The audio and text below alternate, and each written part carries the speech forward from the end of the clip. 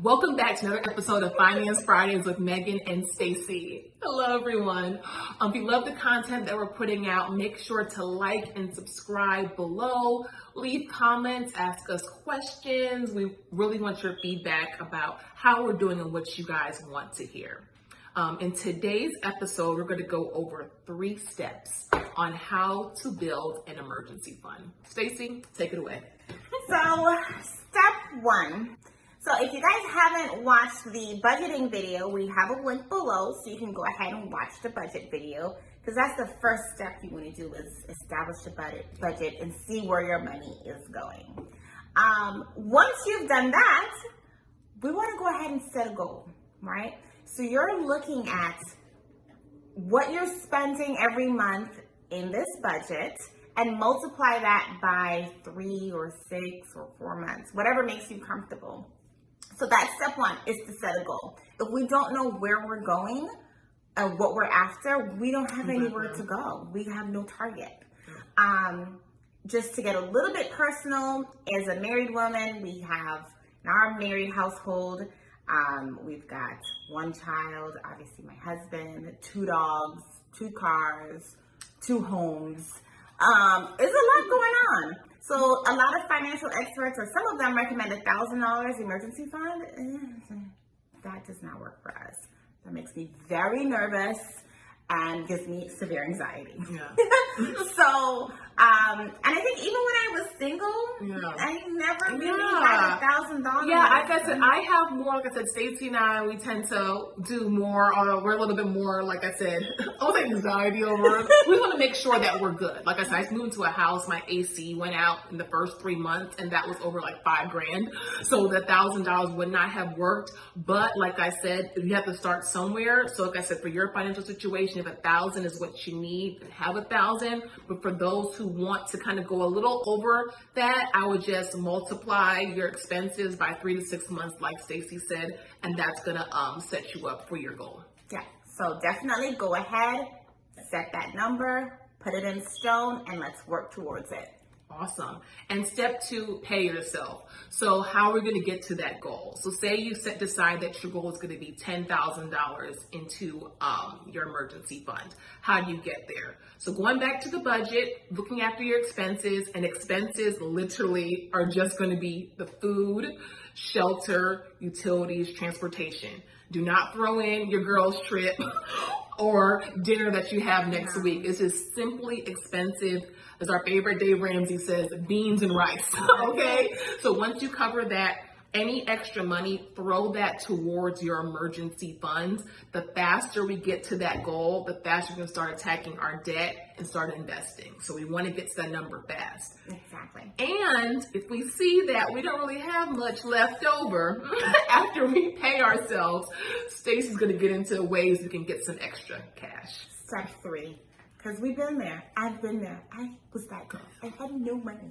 I had no money. In my apartment, crying because I was so broke. She was one of those girls in Atlanta that was living in a really nice apartment. So nice apartment. So nice. Didn't have any Nothing money. in the pocket. Nothing.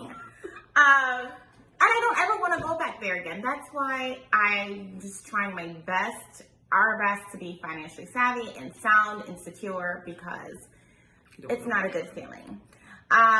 So we need to figure out how we're going to make extra money, right? You may not have a job that allows you to work overtime or hit bonuses or commissions.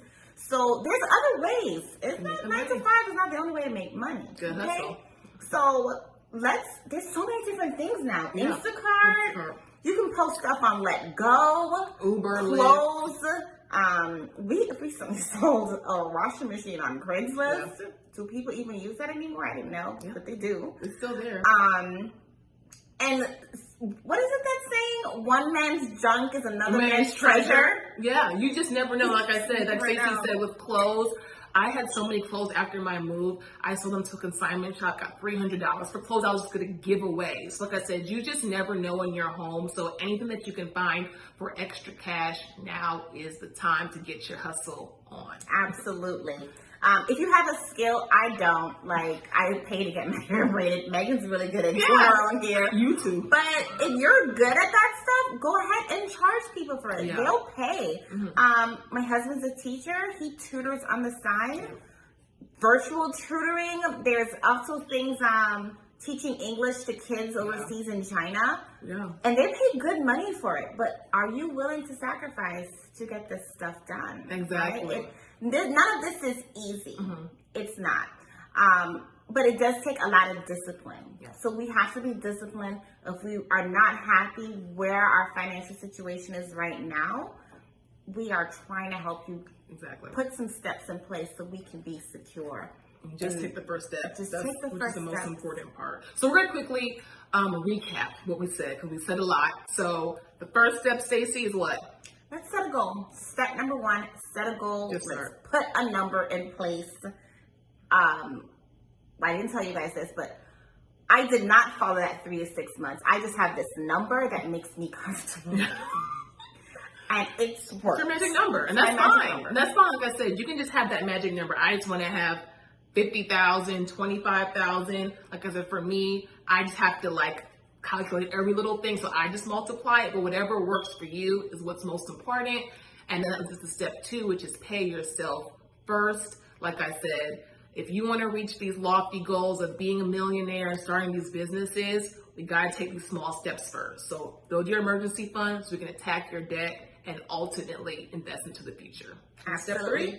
Step 3, let's figure out how to make more money. Yeah. Let's figure out to call more money into our lives, make it solid, sell stuff on Craigslist, sell stuff on Let Go, OfferUp, Poshmark, whatever it is, drive Uber, Lyft, Instacart, braid hair, tutor, Yeah, this is the time I would something. say, and I think you can say it too, this is the time that if you ever had that entrepreneurial dream and you wanted to start another source of income, time now. We're in the COVID season. We have more time at home than ever. This is the time, like I said, to find that extra side hustle and to make more money.